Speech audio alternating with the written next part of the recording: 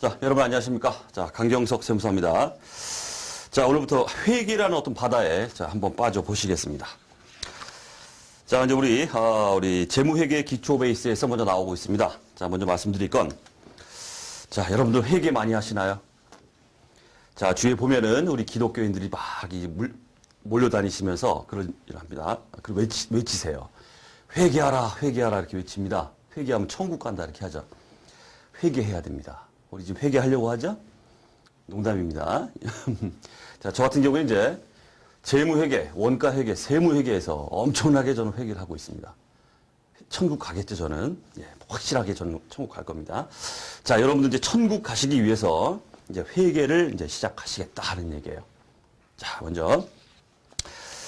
자, 제가 강경석 세무사입니다라고 말씀드렸는데, 제 소개를 잠깐만 해드리면은, 자, 현재 우리 3일 회계법인 3일 인포마인에서 이제 제 교재가, 제 책이 지금 14종이 책이 나오고 있습니다. 그래서 한국세무사회 전산세무회계, 그 다음 기업회계, 세무회계, 재경관리사 관련, 그 다음 세무사 회계사, 세법 회계학 관련해서 참 많이도 내고 있죠. 참 개정판 낼 때 되면 아주 이게 고통스러운 작업입니다. 그래서 어쩔 수 없이 자, 이렇게 내고 있는데, 자, 이렇게 하다 보니까, 또 제가 또 현장 강의 또 오래 했습니다. 오래 하면서 또 이렇게 좀 입소문이 좀 났죠. 이렇게 좀 강의 좀 한다. 이렇게. 그래서 업계에서는 좀 방구 좀 낀다. 이렇게 그렇게 좀 이름이 있습니다. 그러니까 여러분들 이 강의 차원에서는 제가 확실하게 말씀드릴 수 있는 거는 정말 차별성 있는 강의가 여러분들 될 겁니다. 확실하게. 그건 제가 확실하게 말씀드릴 수 있어요. 어떤 강의하고 비교하지 마세요. 아주 차별성 있는 강의를 이제 느끼시게 될 것이다. 라고 먼저 말씀드리겠습니다. 자, 이제 우리가 이제 우리 잠깐 소개를 해드리면, 우리 이제 세무라이선스.com, 이 사이트 오픈 6개월 만에, 이런 말 좀 뭐하지만, 대한민국 세무회계에 관련해서 동영상 강의를 다 석권해버렸습니다. 그게 다 이제 이유가 있다. 이런 얘기예요. 그렇기 때문에 한번 들어보시면 차별적인 강의, 자, 느낄 수 있을 거고, 강의를 통해서 이제 회계 또는 세법 이런 거에 대해서 제가 자주 하는 말입니다. 회계, 세법, 참을 수 없는 존재의 가벼움. 자, 그걸 반드시 보여드릴 거고, 여러분들이 어떤 회계, 세법에 대해서 길을 찾아가는 데 있어 완벽한 안내자가 제가 되도록 할 거예요. 걱정하지 마시고요. 자, 먼저 노파심에 잔소리 몇 가지만 좀 하고 좀 넘어갈게요. 좀 지루하셔도 좀 보세요. 여러분들 우리는 지금 시험 공부를 하고 있습니다. 시험 공부. 시험이라는 건 합격을 해야 돼요. 합격을. 그래서 이제 공부라는 게 합격을 못하면 떨어지죠. 그럼 이제 이 회계세법이라는 이 바닥이 어느 정도의 중독성을 가지고 있습니다. 한번 떨어지죠? 에이, 공부 못하겠다. 집어쳐요. 그랬다가도 또 어느 날 되면은 한 번 더 들어보고 싶고, 강의도 학원 또 가서 한번 해보고 싶고, 또 책을 피게 돼요. 이 중독성이 있습니다. 이게 떨어지면 계속 이제 이게 악순환이 계속이 되더라는 얘기입니다. 그래서 공부 오래 했다 그러면 실력 좋습니다. 많이 알아요. 하지만 붙은 적은 없어요. 이래선 안 되겠다는 게 제가 말씀드리고 싶은 겁니다. 예. 시험이라는 건 빨리 이 바닥을 아주 초단기간 내에 합격하고 이 바닥 떠버리는 게 최고의 고수입니다. 공부 많이 해서 붙은 적은 없어요. 계속 공부만 합니다. 실력 좋아요. 누가 알아주진 않아요. 합격을 못했기 때문에. 그런 건 중요한 게 아니란 뜻이에요. 우리가 시험에서. 시험이라는 건 빨리 이 바닥을 뜨는 게, 그것도 커트라인 1점 딱 걸려가 넘뜨는 상관없습니다. 상관없습니다. 합격만 하면 돼요. 그렇죠? 합격을 위한 공부를 반드시 하셔야 된다. 합격을 위한 강의를 제가 드릴 것이다. 저한테 들으셨던 모든 분들이 다 단기간에 다 합격하셨습니다. 제가 이제 강의 시간에 강의를 쭉 하면서 제가 자주 쓰는 말이 있습니다. 이 내용은 MVP입니다라고 제가 말씀드려요. 그 MVP는 반드시 챙기셔야 됩니다. 반드시 챙겨야 돼요. 그리고 제가 참고만 하십시오. 또 어떤 경우에는 이 내용은 쓰레기다. 이런 말을 합니다. 머리에서 지워버리세요. 그런 거에 집착하면 집착할수록, 쓰레기나 참고에 집착하면 할수록 계속 떨어지는 거예요. 말씀드리는 MVP만 모아놔도 어마어마합니다. 그것만 딱 하고 시험장 가서 70점이면 70점 딱 넘겨버리고 빨리 합격하는 게 최고의 고수다는 얘기예요. 너무너무 깊숙한 이 바닥에서의 어떤 내용에 대한 호기심은 계속 장수를 만들어내요. 우리는 지금 뭐 하려고 모였습니까? 합격하려고 모인 거예요. 자, 그렇게 생각을 가지고 공부를 하셔야겠습니다. 자, 그 다음에 이제 제가 현장 강의에서 강의를 쭉 하면서 수험생들이 이제 상담을 받고 이렇게 할 때 아주 놀라운 사실이 있습니다. 그게 뭐냐면 상당수의 수험생이 이 시험 공부를 취미 생활로 하고 있다는 거예요. 문제가 많습니다. 취미 생활로 공부하면 안 돼요, 시험이라는 건. 이건 취미 생활하는 게 아닙니다. 이게 얼마나 투입이 많은 또 취미 생활입니까? 책 사봐야죠. 회계세법 계속 바뀝니다. 개정판, 세법 개정, 또 회계 기준이 막 K갭에서 일반기업 회계 기준, KIFRS, 한국채택 국제회계 막 넘어가면서 책들이 막 쏟아져 나와요. 떨어지고 계속 공부하고 있습니다. 취미 생활이에요, 널널하게 이렇게. 연도 바뀌죠? 또 책 사봐야 돼. 경제적으로 돈 나갑니다, 이게. 돈 낭비예요. 그리고 쓸데없이 자기 혼자 고민스러워요. 정신적인 스트레스를 혼자 막 받아가면서 살아요. 왜 그럽니까? 그러지 마세요. 나 이거 취미 생활로 공부하겠다. 슬슬 재밌게 좀. 그냥 무의도식 하긴 좀 뭐하니까 취미 생활로 뭐 하겠다면 빨리 집어치세요. 이 바닥 뜨세요. 그게 아주 속 편합니다. 딴 데 가서 이 정력이면 어마어마한 일을 할 수 있어요. 그래서 취미 생활 하겠다 이런 생각을 가지고 시험 공부에 임하시면 절대 안 됩니다. 절대 안 돼요. 그런 분들이 너무 많아요. 제가 보니까. 현장에서 상담을 해보니까. 자, 그럼 또 하나. 여러분들이 아무것도 아니지만 시험이라는 건 내가 저걸 따고 싶다라는 어떤 간절한 마음이 있어야 된다. 이런 걸 좀 말씀드리고 싶습니다. 공부라는 건 간절해야 돼요. 간절해야 됩니다. 간절하면 사람이 제가 자주 하는 말이지만 그냥 간절해. 나 그냥 간절해. 따고 싶어. 이렇게 되면 안 돼요. 제가 자주 하는 말이 간절함의 백승은 돼야 된다. 이런 말을 해요. 아주 작지만 크든 작든 이걸 떠나서 내가 몸을 담고 뭔가 취득을 하겠다 이런 느낌을 가지신다면 간절함의 백승 정도는 돼야 됩니다. 아주 간절해야 돼요. 저걸 따고 싶다는 생각. 그렇게 돼야 됩니다. 그렇게 간절해야 여러분들이 시험에 임하는 자세 자체가 틀어집니다. 자세 자체가. 자, 그런 마음을 좀 가지셔야 되겠고. 자, 마지막으로 한 가지만 이제 노파심에 잔소리만 드리려고 하는 게 뭐냐면 바로 자신감입니다. 자신감. 뭔가 공부를 시작하고 이렇게 했을 때 정말 내 가진 미천이 아무것도 없어요. 전 차변 대변도 몰라요. 아무것도 몰라요. 들어도 이해가 안 갑니다. 전 바보예요. 이런 식으로 생각하면 절대 안 됩니다. 공부를 시작할 때 내가 정말 든 게 아무것도 없고 노브레인이다 하더라도 하나하나 습득을 하면서 난 반드시 된다. 저 시험에서 지금 단 한 명을 뽑아도 그게 나다라는 자신감을 가지고 하셔야 돼요. 홍백랑하긴 하겠지만은 일단 자신감이 있어야 된다. 난 된다라는 게 있으면은 역시 자세가 또 달라집니다. 이게 시험에 있어서 한 50점 딱 먹고 들어가는 거예요. 이게 벌써 자신감이 있으면은. 자, 그런 얘기를 제가 먼저 말씀드리겠습니다. 자, 그다음 우리 강의를 진행함에 있어서 이제 전제 조건이 뭐냐면, 자, 여러분들은 층이 너무너무 다양합니다. 한번 일독을 해본 사람도 있고, 한번 맛을 들여본 사람도 있고, 전혀 모르는 상태에서 듣는 분도 있고, 정말 고급스러운 걸 좀 언제 나오나 기다리고 있는 사람도 있고, 층이 다양해요. 하지만 우리 강의는 여러분들은 생초짜다 이렇게 가정하고 강의를 드릴 겁니다. 전 아무것도 몰라요 라고 이렇게 앉아있다라는 생각으로 그런 마음으로 제가 강의를 드린다. 전제 조건을. 그래서 실력이 좀 있다 이러신 분들은 좀 지루하실 수도 있어요. 하지만 뒤에 짝짝짝짝 가다 보면 그런 분들도 제가 분명히 말씀드릴 수 있는데 어려운 부분이 나와요. 이 바닥이 원래 그래요. 쉽게 시작해서 사람을 미치게 만드는 게 이 바닥입니다. 어쨌든 기초 단계에서 시작할 때는 완전 초짜다 라는 가정하에 강의를 드릴 것이고 점점점 난도가 올라감에 따라서 그 내용에 대해서는 아주 일반적인 얘기들이죠. 일반적으로 포괄적으로 얘기를 해드릴 거예요. 그러면서 여러분들을 끌고 갈 겁니다. 제가. 자, 그렇게 보시면 되겠고요. 자, 이제 본격적으로 우리 이제 재무회계 기초 베이스. 참, 우리 야부리 문제. 우리 시험에 나왔다 그러면 야부리 문제. 썰 푸는 문제예요, 이게.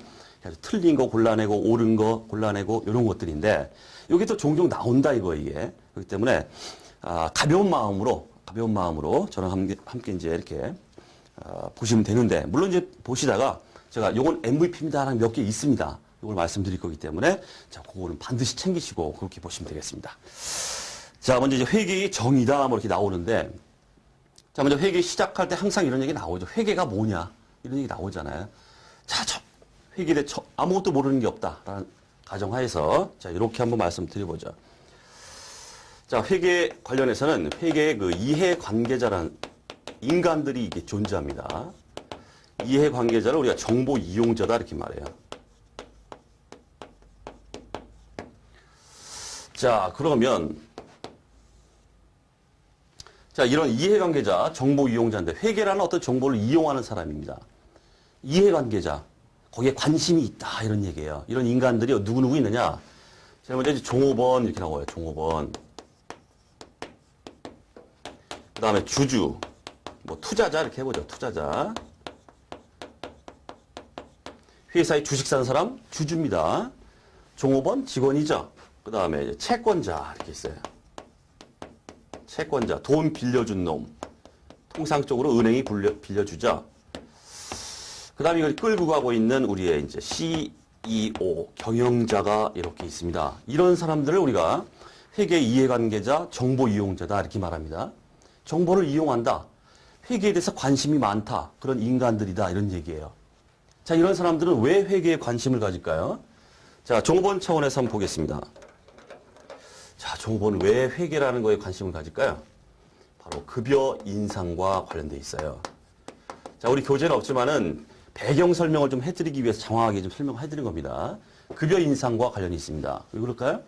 왜 종업원은 자기 회사에 이런 회계, 재무제표라고 하죠. 우리가 재무상태표, 손익계산서 해가지고 재무제표가 딱인데 그런 것들에 왜 관심이 많을까? 종업원은 바로 자기의 급여 인상과 관련되어 있습니다. 내가 만약에 요렇게 당기순이익이 나온 요런 회사, 요 정도 회사에 내가 급여 인상 10%를 딱 제시를 했을 때 이놈의 회사가 나한테 급여 인상을 해줄까 말까? 그거에 대한 의사결정을 종업원이 스스로 한다는 뜻이에요. 그 다음에 야, 한번 다른 데로 옮겨볼까? 이직 문제입니다. 이직. 이 회사 영 아닌 것 같아. 당기순이익도 꼬라지가 아주 안 좋고 막 결손나고 다른 회사가 갈까? 그렇기 때문에 회계에 대해서 관심을 갖겠죠. 자, 그런 게 있더라는 얘기죠. 그 다음 주주 입장에서는 뭐 주주는 여러분들 다 아시죠? 뭐 주식 투자 하시는 분들도 있을 거고. 회사에 주식을 샀습니다. 그럼 주식을 사면은 대표적인 수익원이 뭐가 될까요? 주식은 바로 배당이에요. 배당. 자, 이 정도의 단기 수익이나 이런 것들이 난 회사가 나한테 얼마만큼의 몫을 나한테 챙겨줄 수 있을까? 그렇기 때문에 그 재무제표를 관심 갖고 본다, 이런 뜻이에요. 회계에 관심이 있다. 그 다음에 주식을 샀으니까 가능한 한 주가가 상승하면 좋겠죠. 그래야 떼돈 벌잖아요. 주가 상승 여부에 대한 예측을 재무제표, 회계라는 정보를 통해서 그걸 갖다가 이해를 하더라, 이런 얘기예요. 그래서 관심이 있다, 이런 얘기죠. 자, 그 다음 채권자, 은행이다, 이렇게 해보겠습니다. 얘는 왜 그럴까요? 바로 자금 대여 문제입니다. 자, 이 회사한테 재무제표를 딱 보니까 당기순이익이 얼마, 자산이 얼마, 그렇게 나와 있어요. 자, 이런 회사한테 내가 자금을 갖다가 돈을 꿔달라고 하는데 줄까 말까 의사결정을 하기 위해서는 뭐겠어요? 회사의 재무제표에 관심이 있다는 뜻이에요. 그렇죠? 그 다음에 이미 꿔줬어요. 꿔줬습니다. 근데 이놈의 회사가 나한테 내가 돌려받을 수 있을까? 이런 거에 대한 관심이 있다, 이런 얘기예요. 그 회사의 상환 능력에 대한 평가를 갖다가 회계라는 정보를 통해서 채권자는 예측을 하더라는 얘기예요. 그래서 관심이 있다, 이런 얘기입니다. 됐죠? 그 다음에 경영자도 우리가 정보 이용자다, 이렇게 말하는데 경영자는 왜 그럴까요? 왜 관심이 있을까요? 회계에? 바로 기업 성장에 대한 예측입니다.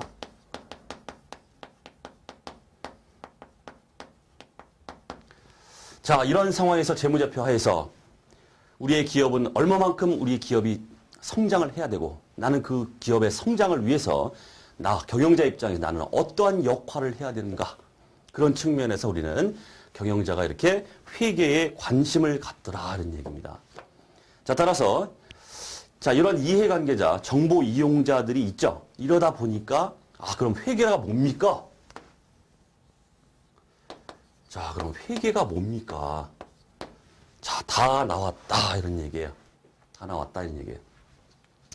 자, 첫째 회계가 뭔가 이거에 대해서 이렇게 회계에 대해서 관심이 많은 이런 인간들이 이렇게 존재한단 말이에요. 정보 이용자들이 하기 때문에 첫 번째 정보 이용자, 이해관계자, 정보 이용자에게 정보 이용자가 어떻게 어떤 합리적인 어떤 의사결정을 하는데 다 의사결정과 관련돼 있죠. 의사결정을 하는 데 있어서 재무정보, 우리가 이제 회계정보, 재무정보를 식별하고 측정해서 바로 그런 인간들한테, 이해관계자한테 전달하는 과정이다. 이게 바로 회계다. 이런 얘기예요. 이런 결론에 도달한다. 이런 얘기입니다. 됐죠? 자, 우리 교재 회계 정의 나오고 있습니다. 회계 정보 이용자가 합리적인 판단이나 의사결정을 할 수 있도록 기업 실체에 관한 유용한 경제적 정보를 식별 측정해서 전달하는 과정이다. 이렇게 돼 있죠. 자, 요걸 말씀드리려고 장황하게 배경 설명을 좀 드렸습니다. 중요한 건 없습니다. 자, 그다음 회계 정보 이용자가 나오고 있죠. 말씀드렸던 뭐 경영자, 투자자, 그 주주, 그다음 채권자, 뭐 은행, 그다음 종업원, 그 외에도 정부, 고객, 일반 대중 많습니다. 많습니다. 자, 그렇게 보시면 되고. 자, 그다음 회계의 사회적 기능이다 나오고 있습니다. 자, 여기서 볼 게 없고 회계의 사회적 기능과 관련해서 자, 우리 시험에 몇 군데에서 나온 적이 있기 때문에 제가 편제를 했습니다. 잘 나오지는 않습니다. 솔직히 말하면 참고사항인데 나온 적이 있어요. 그래서 네, 제가 넣어놨고 여러분들은 봐야 될 게 뭐냐면 그냥 문구 세 가지. 회계가 사회적으로 어떤 기능 역할을 하는가. 첫 번째, 경제적 자원의 효율적 배분이다. 자, 우리 이제 경제학 쪽에 가시면 자원의 효율적 배분이란 말이 아주 굉장히 많이 나옵니다. 경제학에서. 그러니까 뭔가 잘 돌아간다 이 얘기는 결국 효율적으로 배분되고 있다 이렇게 말해요. 결국 이런 회계가 일련의 이런 과정이죠. 이런 과정들을 통해서 각자가 자기 몫을 막 역할을 막 해나가요. 경영자는 경영자대로 굴러간다는 뜻입니다. 회계가 이러한 경제적 자원의 효율적 배분 역할을 하더라. 참고로 읽어만 보겠습니다. 자, 회계 정보를 이용하여 투자자는 생산성이 높은 기업에 투자할 것이고, 그죠?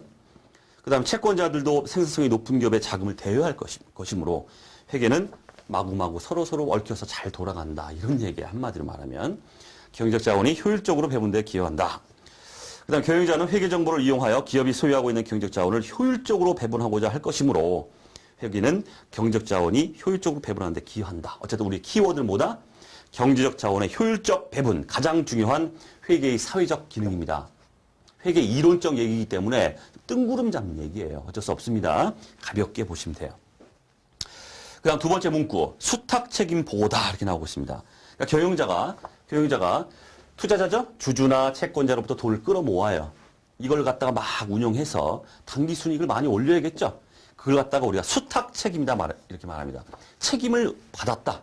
그거에 대해서 보여달라 이런 얘기죠. 이게 바로 회계의 사회적 기능이다. 그 다음 사회적 통제, 통제라는 말. 회계가 통제의 역할도 하더라. 이게 문구 정도 세 가지. 자, 이렇게 보시면 되겠습니다. 참고적으로. 자, 그 다음 재무보고의 목적. 요거는 상당히 많이 언급됩니다. 언급되는 게 다른 게 아니라 제가 이제 제 교재에는 항상 시험에 많이 언급되고 틀리기 쉬운 것들은 다 주의 다 이렇게 해놨어요. 그 주의는 좀 유심히 보셔야 됩니다. 자, 첫 번째, 투자 및 신용 의사결정에 유용한 정보를 제공한다. 자, 이제 여러분들은 이제 기본적으로, 종전 대차대조표, 재무상태표는 다 아시고 계실 겁니다. 재무상태표 보면 차변 자산, 대변 부채와 자본, 이렇게 돼 있죠. 자산이 뭐예요, 자산이? 바로 투자와 관련된 거예요, 투자. 뭔가 투자해서 뭔가를 샀다 그러면 자산이 유입되잖아요. 토지가 들어오고, 건물이 들어오고, 이런 것들이죠. 그래서 우리가 통상적으로는 재무상태표에 차변을 우리가 투자와 관련됐다 이렇게 말하고 대변은 부채나 자본이죠. 이거를 우리가 재무활동이다 이렇게 말해요. 재무활동. 자, 그래서 투자 및 신용의사결정, 즉 대차 대조 재무상태표 차변을 통해서 그러한 정보를 제공하더라 하는 얘기죠. 그 다음 미래 현금 흐름 예측에 유용한 정보를 제공한다. 요거 주의해 주십시오. 요거 요게 나왔다 하면 요게 나와요. 과거 현금 흐름 제공이다. 이렇게 나옵니다. 틀려요. 과거의 현금 흐름도 제공할 수 있어요. 물론 재무제표는. 왜 그렇습니까? 재무제표는 이미 과거에 일어난 일들을 갖다가 뒤치다꺼리 하는 거예요. 딱 결산이 현재 와가지고 뒤치다꺼리 하는 거죠. 그렇기 때문에 과거 정보가 다 포함됩니다. 그래서 과거 현금 흐름 제공돼요. 하지만 뭐다? 재무보고의 목적 자체는 아니란 뜻이에요. 재무보고의 목적 자체는 바로 미래 현금 흐름 예측과 관련돼 있다는 얘기예요. 이러한 걸 봤을 때 재무보고가 이렇게 들어왔습니다. 그걸 보고서 미래에 현금 유입이 얼마나 있겠구나. 외상매출금 이렇게 있는 거 보니까 얼마가 들어오겠구나. 뭐 이런 것들이죠.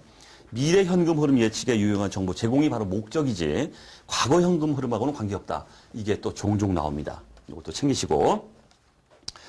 자, 그다음 재무 상태, 우리 재무 상태표를 통해서, 그다음 경영 성과 뭡니까? 손익계산서를 통해서, 그다음 현금 흐름표를 통해서, 자본 변동표라는 재무제표를 통해서 이렇게 정보가 제공된다. 이런 얘기예요. 자, 참고로 말씀드리면 한국채택국제회계기준 또 일반기업 회계기준 모두 똑같아요. 이익잉여금 처분계산서는 재무제표로 보고 있지 않습니다. 뒤에서도 말씀드릴 거예요. 자, 그다음에 경영자의 수탁책임 평가에 유용한 정보의 제공이다. 이렇게 돼 있고, 거기 주위에 또 보시면 재무보고의 한계점이 또 나오고 있습니다.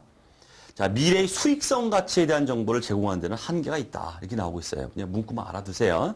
미래 현금 흐름 예측이라는 건 뭐겠습니까? 위에 나왔던 유입 정보죠. 현금 흐름이 들어올 것이다. 근데 이런 미래 수익성 가치라는 건 뭘까요? 그 미래 현금 흐름의 질적인 면을 따지는 거예요. 질적인 면. 우리가 양적인 재무제표는 양적인 정보를 포함한다고 하지 그 정보를 보면서 질적인 건 따질 수 없다 이렇게 말합니다. 그게 무슨 얘기냐면 정보를 보면서 양적으로 100만 원, 200만 원이구나, 300만 원이구나 이렇게 챙기는 거지. 정보가 재무제표, 재무상태표에 딱 들어오면서 이거 외상매출을 악성, 아주 불량 뭐 이런 식으로 판단할 수 있는 이게 아니란 뜻이에요.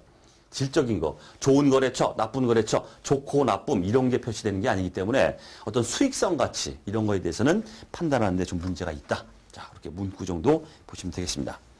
자, 그다음 이번 시간의 하이라이트 바로 회계 공준입니다. MVP. 제가 MVP라고 말씀드리는 건 싸그리 챙기셔야 됩니다. MVP. 자, 회계 공준 또는 이제 우리 회계의 기본 가정이다 이렇게 말해요.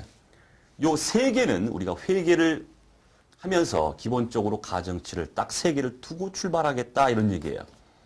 그러니까 회계 이론적으로나 우리 수업 목적상으로나 아주 중요합니다.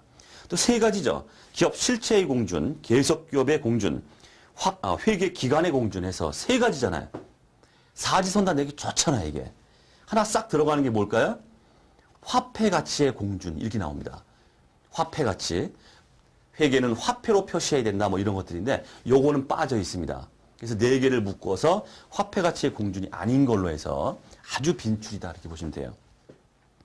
자, 좀 깊숙이 한번 좀 검토를 좀 해보죠.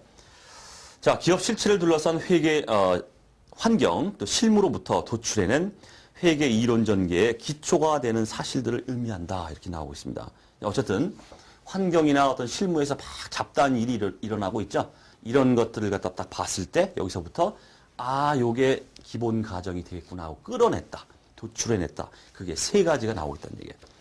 자, 첫 번째, 기업 실체의 공준 중요합니다.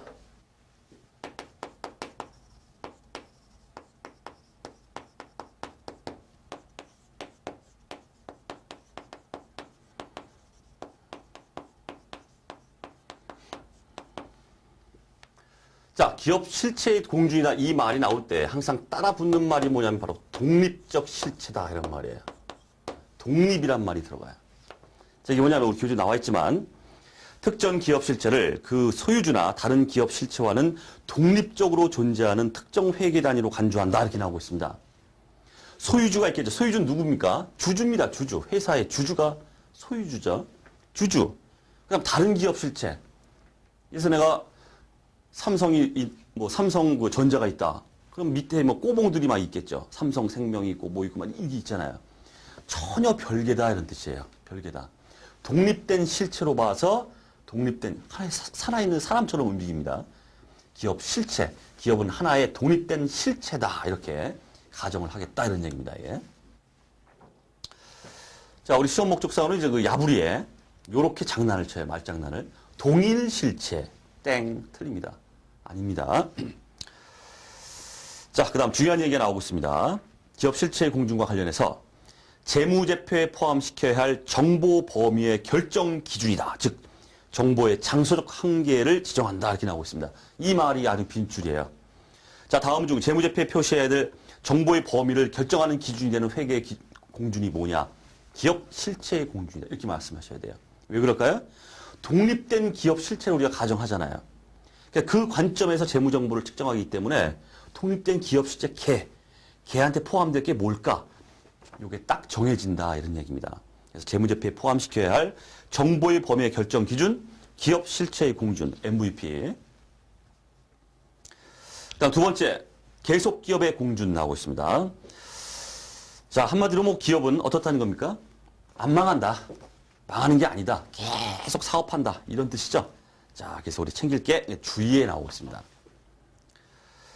자, 개발비는 미래 경제적 효익의 유무로 자산 인식 여부를 가리므로 계속 기업이 보장되지 않는다면 자산으로 계상 불가하다. 요게 시험에 엄청 나왔습니다. 개발비 얘기가. 자, 이제 우리가 연구 개발비가 막 투입됩니다. 그럼 돈 나가죠? 그게 끝나는 게 아닙니다. 우리 회계상. 개발비다 해가지고 우리가 무형 자산으로 개발비를 잡게 돼 있어요. 그래서 자산으로 잡는 데 있어서 개발비 나갔다, 연구 개발비 나갔다, R&D 투자가 일어났다 해가지고 지출된 비용을 갖다 다 개발비다 해서 자산으로 잡을 수 있느냐? 그건 아닙니다. 아주 엄격한 자산 인식 요건이 있어요. 그 중에 가장 대표적인 게 바로 미래 경제적 효익이 있느냐 없느냐 이걸 따져요. 개발비 막 쳐들여가지고 돈 나갔습니다. 개발비 자산으로 계상했어요. 그러면 자산 계상할 때 조건이 뭐냐? 앞으로 연구개발 이 투자로 인해서 미래에 얘 때문에 엄청난 수익 창출이 올 것이다. 그래야만 지금 현재 시점에선 개발비라는 자산이다 이런 얘기예요. 자, 그러면 계속기업 공준하고 이 개발비가 무슨 상관이 있겠습니까? 상관이 있죠. 벌써 생각하는 게 지금 뭡니까 지금 머릿속에?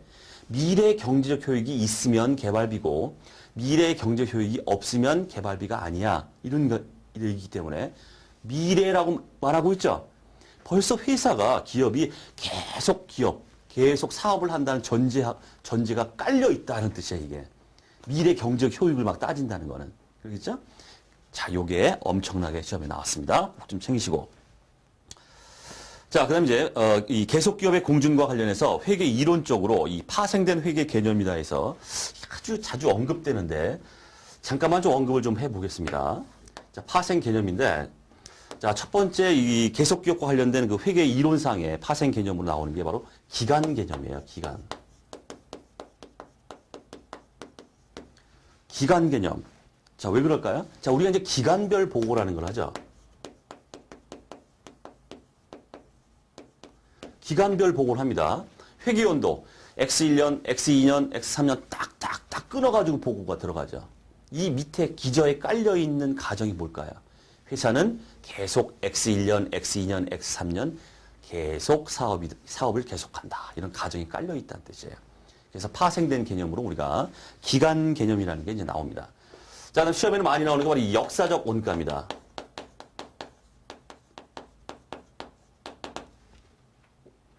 자, 자산을 취득했다 그러면 취득 당시의 그 취득 원가를 취득했을 때의 그 금액입니다. 이 금액을 우리가 역사적 원가다 이렇게 말해요. 자, 여러분들 토지 취득했습니다. 토지 100원에 취득했어요.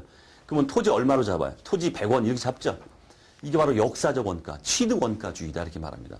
자, 이렇게 역사적 원가, 지불한 금액만큼만 딱 잡는 거. 이게 왜 계속기업의 공준과 관련이 있겠습니까?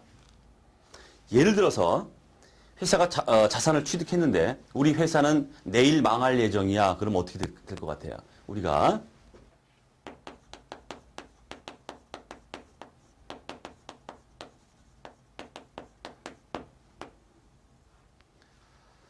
내일 망할 예정이다 그러면 내일 망하는 시점에서 가격이 얼마가 될까? 그걸로 계상하더라 이런 얘기예요. 그렇기 때문에 이런 역사적 원가의 기저에 깔려있는 가정이 뭐냐면 회사는 계속 앞으로 사업을 계속 해나간다라는 가정을 깔고 있기 때문에 역사적 원가로 쓰는 거지. 내일 망할 거야 그러면 청산가치로 계상하더라 이런 얘기예요. 자, 그래서 요 역사적 원가, 이론적 근거가 뭐냐 이렇게 말할 때 계속 기업의 공준이다 이렇게 말씀하셔야 됩니다. 요거 MVP. 자, 그다음 유동성 배열이라는 게 나오고 있죠. 자, 우리 재무상태표 뭐 작성 기준이나 뒤에서 말씀드리겠지만 뭐 일단 뭐 회계적으로 이제 기본적인 사항이기 때문에 뭐 다들 아시고 계실 겁니다. 유동성 배열, 현금화 속도가 가장 빠른 것부터 배열하라 이런 얘기죠. 그래서 재무제표, 재무상태표 보면 맨 꼭대기에 뭐가 먼저 나옵니까? 현금부터 나와요. 현금은 그 자체가 현금이기 때문에. 그 다음에 현금화 속도가 빠른 뭐 재고자산이나 뭐 외상매출금 쭉쭉 나가다가 뒤에 가면 뭐가 나옵니까? 우리 비유동이다 해가지고 비유동자산, 현금화 속도가 굉장히 느린 거, 막 토지, 유형자산 같은 토지나 건물 막 이런 것들이죠. 이게 나옵니다. 이런 식으로 현금화 속도가 빠른 것 순서대로 쭉 나열하는 걸 우리가 유동성 배열이다 이렇게 말합니다. 이 유동성 배열이 왜 계속 기업에 공준하고 맞물려 있을까요? 그 이유는 뭐겠습니까? 예를 들어서 똑같은 얘기예요. 자, 만약에 한 회사가 내일 망할 것이다 이렇게 해보세요. 내일 망한다 이러면은 모든 자산은 뭐가 될까요? 다 유동이에요. 비유동이라는 건 있을 수가 없어요. 내일 망한다 그러면 다 유동이라는 얘기예요. 안 망하고 쭉 가기 때문에 1년을 기준으로 2내면 유동, 1년 넘어간 현금화 속도 1년 넘어가는 건 비유동 이렇게 구별을 하는 겁니다. 구별 자체가 우리 유동성 배열, 유동성과 비유동 자산을 이렇게 구별하는 거, 이 자체는 벌써 1년을 기준으로 이렇게 구분하는 거기 때문에 회사가 계속 사업을 계속 할 것이라는 가정이 밑에 깔려 있다는 뜻이에요. 계속 기업을 가정하지 않게 되면은 내일 망한다 이렇게 하게 되면은 유동이나 비유동 구분할 실익이 없어요. 그냥 다 유동이다는 얘기죠. 자, 그 얘기다는 얘기고. 자, 그다음 또 하나 나오는 게 이제 감가상각 얘기 나오고 있습니다. 요것도 자주 나오죠, 요거. 감가상각. 자, 감가상각. 뭐 기본적으로 뭐 말씀드려보면은 뭐 다 아시겠지만은 자, 자산을 취득했다. 유형자산을 취득했습니다. 그러면 100원에 취득했다. 그러면 그 자산을 사용하면서 기간이 쭉 가고 있죠. 그 기간 동안에 이 자산의 원가를 감가상각비라 해가지고 비용으로 쫙 배분을 해버립니다. 그죠? X 1년에 100원짜리 중에서 10원, 10원, 10원, 10원 이렇게 비용으로 인식해 가더라는 얘기. 이게 이제 감가상각입니다. 가치가 감소되니까 그만큼 이제 상각이라는 걸 이렇게 해나가더라는 얘기죠. 이 감가상각을 할 때 있어서 뭐 여러분들 다 아시겠지만은 어떤 게 결부가 됩니까? 여기에 감가상각을 할 때 내용연수 이렇게 나오죠. 내용연수. 우리 뭐 정액법이다 이렇게 하면은 정액법이라는 건 이제 취득한 자산의 금액이죠. 금액을 갖다 10년이면 10년 해가지고 100원짜리가 10년으로 나눠버리면 10원이죠. 10원씩 10년 동안 계속 감가상각비를 이렇게 인식해 갑니다. 그죠? 그럼 내용연수라는 게 들어가요. 자, 몇 년 동안 상각할 것이다라는 내용연수. 10년, 20년 이렇게 말합니다. 자, 감가상각을 하는 데 있어서 내용연수가 결부됐다. 이 얘기는 뭡니까? 아, 회사는 최소한 계속 기업이구나. 이런 얘기예요.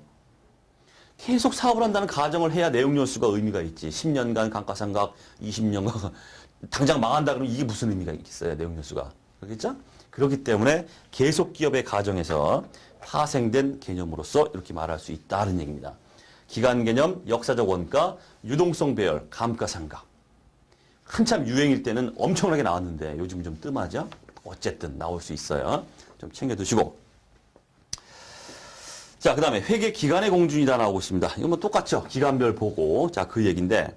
자, 기업 실체의 존속 기간을 일정 기간 단위로 인위적으로 분할하여 각 기간별로 재무 정보를 보고하는 것으로 적시성 있는 정보 제공을 위해 필요하다 나오고 있고 그 사례가 나오고 있습니다. 이게 중요한 거예요, 이게.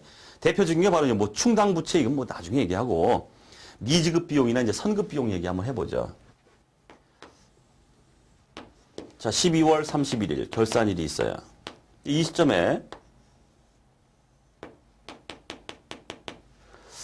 내가 이자가 발생했습니다. 이자 비용. 이자 비용이 발생했는데 이걸 안 냈어요. 미지급했어요. 그러면 돈 안 줬다고 해가지고 비용 안 잡습니까? 그게 아니죠. 기간 경과분입니다. 일단 비용이 발생했어요. 이만큼의 이자를 갖다 내가 내야 되는데 안 냈습니다. 그냥 안 냈다고 그냥 넘어가진 않죠. 발생된 이자 비용에 대해서 미지급된 거. 이거에 대해서 비용 처리가 들어가요. 이게 바로 미지급 비용입니다. 부채입니다. 부채. 비용 잡고 미지급 비용 잡고 이렇게 나갑니다. 그죠? 자, 이 자체는 뭘 의미할까요? 미지급 비용이나 선급 비용도 마찬가지예요. 바로 회계 기간을 지금 보고 있기 때문에 그래요. 기간별로 딱 끊어가지고 야 발생된 거 다 추스려봐. 지급은 안 됐는데 여기 비용이 있었네요. 기간별 보고입니다. 이게. 그래서 미지급 비용이나 선급 비용, 뭐 충당 부채, 뭐 요건 뭐 나중에 말씀드리고 거기 회계 기간의 공준에 하나의 사례로 들어가 있습니다. 요것도 종종 나오죠. 자, 그다음 이제 회계 원칙. 자, 그야말로 이제 회계 원칙. 이건 이론적인 얘기인데 가볍게 좀 검토를 좀 해보겠습니다.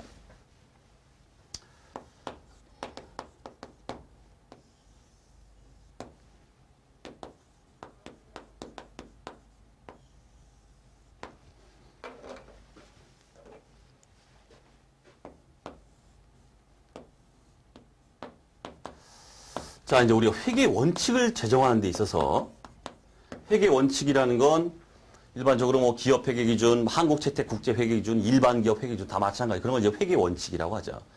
이 회계 원칙의 제정이라는 게, 이걸 제정하는 게 어떤 식으로 일어나는가 그 방법에 대해서 지금 나오고 있습니다.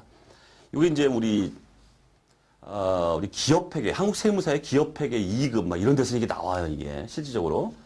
그래서 참고라기보다는 좀 숙지를 좀 하고 계셔야겠는데. 자, 먼저 보실 거는, 자, 회계 원칙이 있습니다. 또 이런 말이 합니다.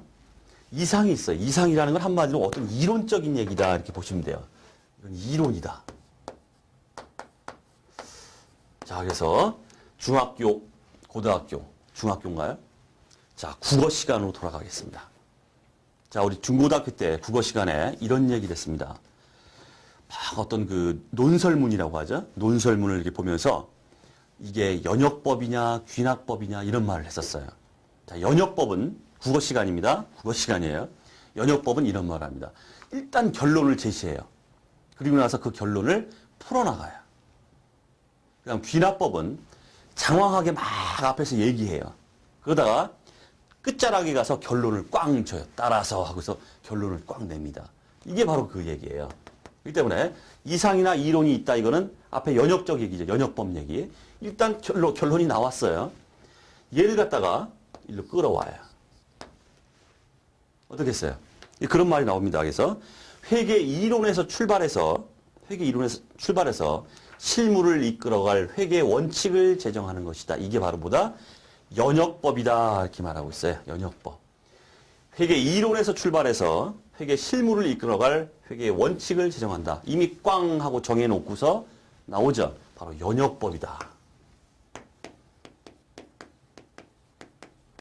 이걸 연역법적 회계 원칙 제정 방법이다. 이렇게 말해요. 자, 그 다음 이번엔 현실이 있습니다. 이 현실은 한마디로 실무예요. 실무. 실무에서 이제 갖가지 일들이 막 일어나고 있어요. 이런 것들을 막 추스려가지고 하나의 회계 원칙으로 이렇게 만들어줘요. 만들어줍니다.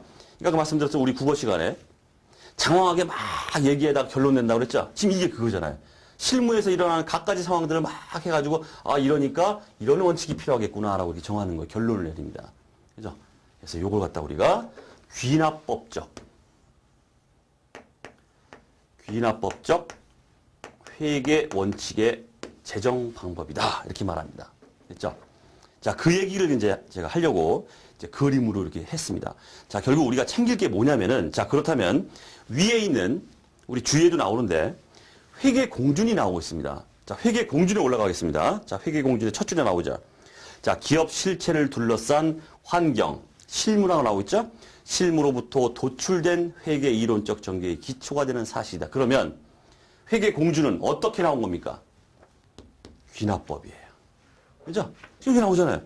기업 실체를 둘러싼 회계 환경, 실무로부터 도출됐다. 이렇게 나오죠? 회계 공준이라는 게. 자, 결국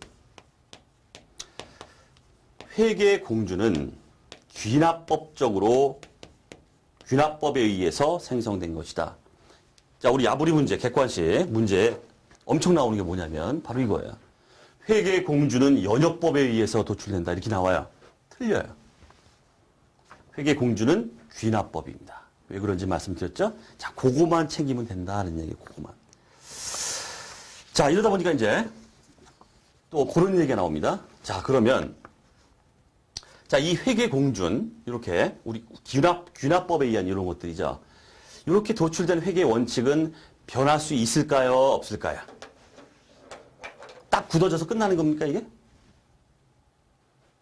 이게 아니죠. 변할 수 있을까요? 없을까요? 변할 수 있다. 요게 또 키워드예요. 귀납법에 의한 경우에는 변화할 수 있어요. 변경될 수 있다는 뜻이에요. 왜 그렇겠습니까? 아, 얘가 있잖아요. 얘가 지금. 얘를 갖다가 막 살펴가지고 싸잡아서 이렇게 만든 거죠. 그럼 현실적으로, 실무적으로 뭔가 다른 것들이 또 막 일어나요.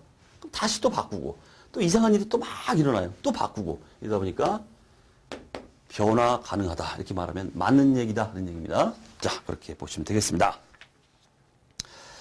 자, 그 다음 뭐 역사적 원가주의 말씀드렸죠? 취득 원가로 계산한다.